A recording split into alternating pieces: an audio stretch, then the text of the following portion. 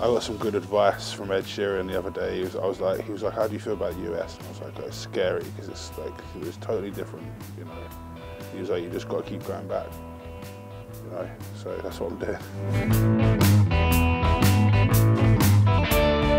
Well, it's a mismatch of a mix of all the stuff that I love, like all the music that my parents brought me up on. My mum was big into the big jazz and the blues voices, Ella Fitzgerald and Bessie Smith and Big Mama Thornton and stuff like that. My dad was crazy into blues, like John Lee Hooker and Muddy Waters and stuff.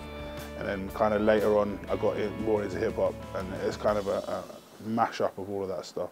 The reason why I called it the album Human was because I wanted every song to be a personal song.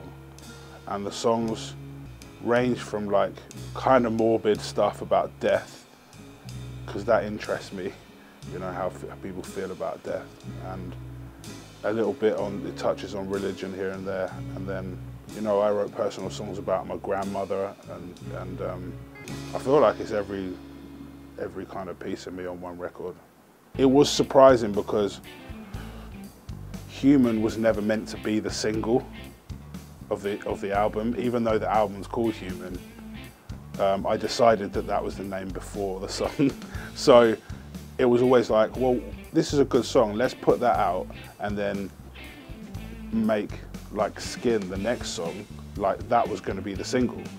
In my mind, it was always the single. And I suddenly came to the realization that you don't decide that. Like, you can't be like, oh, that's a hit single. You know, that record label kind of way of thinking is like, well, this is a hit song.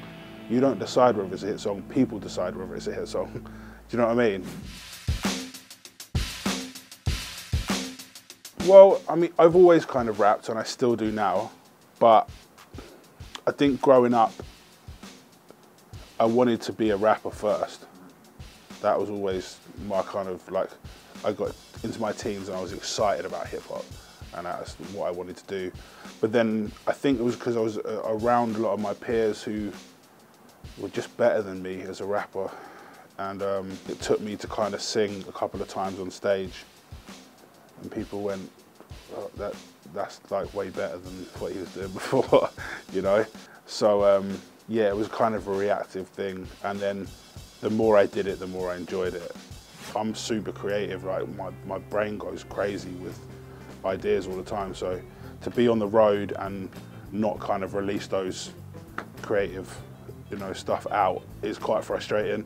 So they were like, oh, you've got a week off, so you should probably take some time out. And I was like, on the phone to my producer straight away, like, can we have like a week in the studio? He's like, yeah. So, and I have like a really super clear idea of where I want the next album to sit musically and what I want it to sound like. So I'm kind of excited about it.